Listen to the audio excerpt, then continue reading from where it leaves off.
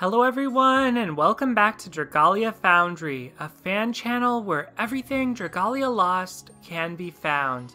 Today's video is all about one specific adventurer, Vida. I asked last week which 3-star shadow unit you'd like to see me spotlight, and Vida won that poll with 37% of the vote, taking down runner-up Rodrigo, who held a respectable 30%. And although it looks like my prediction was wrong, and a light team will be most effective for Resplendent Refrain, I want to honor that vote and analyze all that Vida has to offer. Many of you requested I do single character videos, so I hope you enjoy this new series. I'm starting with 3 stars because they're the unsung heroes of the game, available to many players and totally serviceable to round out a team. But do let me know if you want to see 4 stars and 5 stars featured too. I'll do my best to release these spotlights as often as I can. So let's talk about Vida, shall we? You are all set? My knife's polished and ready. Vida, Knife Fanatic, is a 3-star Shadow Element, Dagger Support Adventurer. And if that epithet wasn't clear enough, her in-game description tells us a lot about her personality and goals. It reads, a greenhorn thief and master lockpicker in search of a storied knife. She's infatuated with legends and demanded to explore the Windworm's castle because it resembles a citadel from an ancient tale. So Vida adores legends, wanting to become one, and has an affinity for using and collecting knives. Definitely a unique character, but her stats, skills, and abilities are less clear-cut. Here's how Vida's stats progress.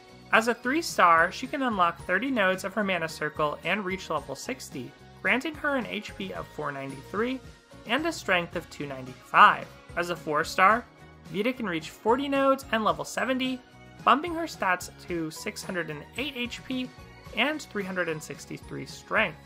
And as a 5-star at her maximum, Vida hits 716 HP and 429 strength. And sadly, out of the 74 adventurers in the game, Vida ranks around 55 on both of her stats.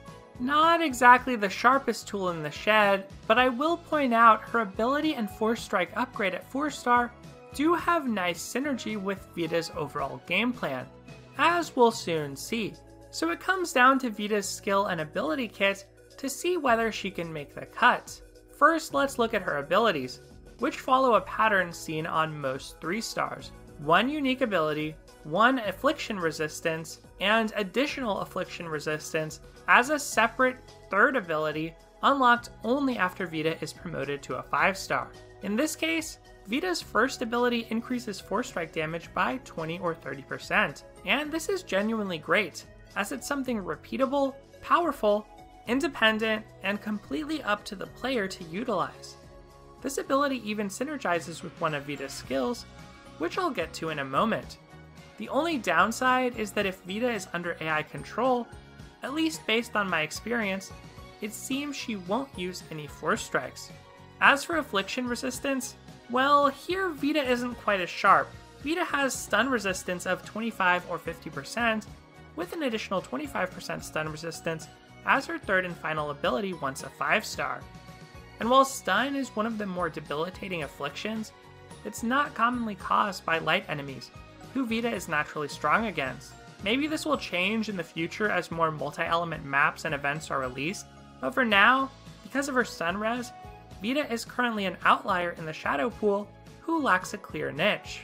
Vida is also unusual when it comes to skills, having a combo seen mostly on 5-stars like Nefaria and Hawk. Her first skill, Shadow Slash, is straightforward enough. 2 close range swipes, and it should be fully charged within 2 basic attack combos. Not bad with its quick execution speed and short iframe time. But Vida's second skill is where things get interesting. Cunning Edge takes a little more than 4 basic attack combos to fully charge, and once activated, it puts Vida in a special state called Blinding Knives. Within this state, her next 3 Force Strikes deal extra damage and have a chance to blind her foes for 8 seconds.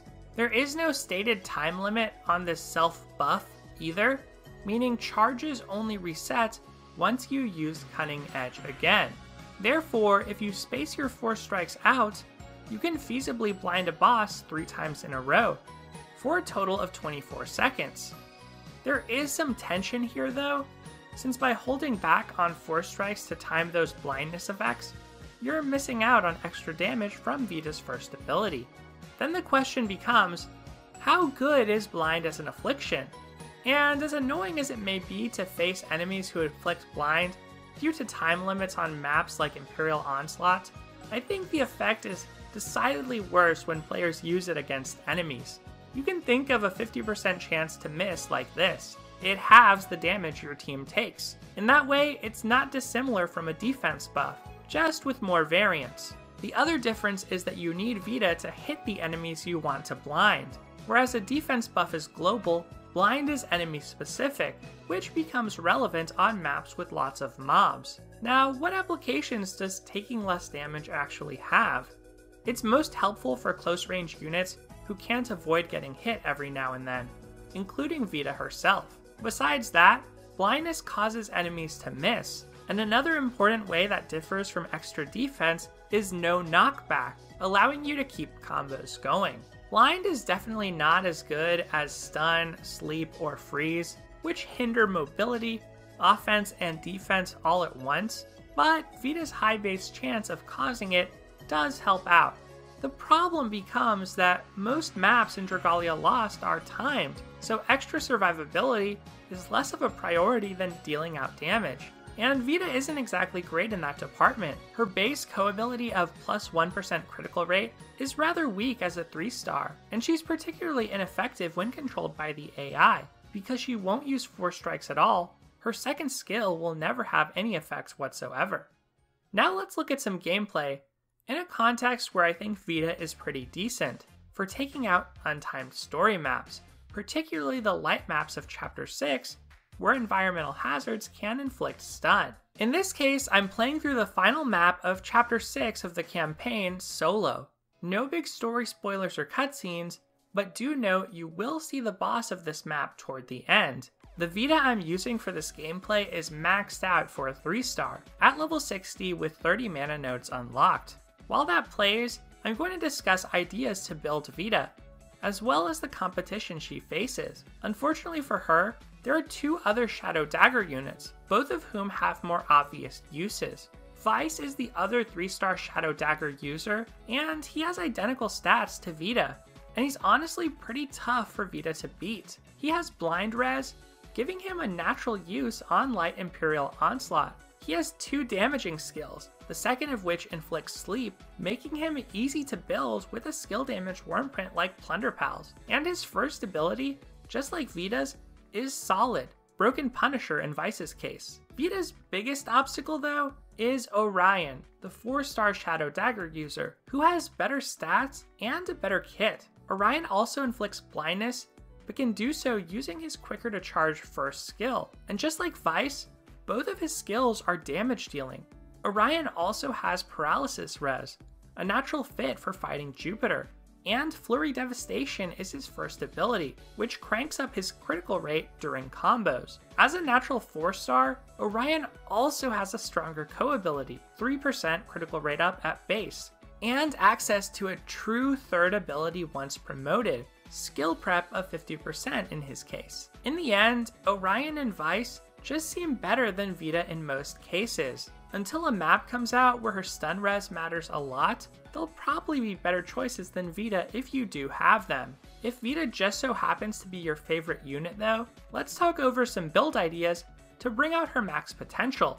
I won't be talking about weapons, since in general, you should use the strongest dagger you have. I do slightly prefer the 5-star dagger to the 4-star shadow one though, since I like an extra attack skill on Vida. Otherwise, for Wormprints, I suggest playing up Vida's emphasis on Force Strikes with a Wormprint like the Warrioresses.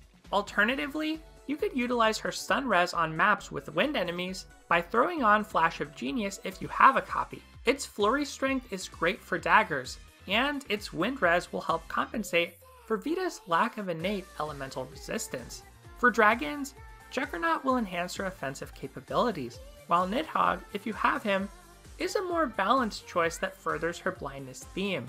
Of course, Silk isn't a bad pick either, especially since her defense debuff can help you break through for damage, an area where Vida struggles.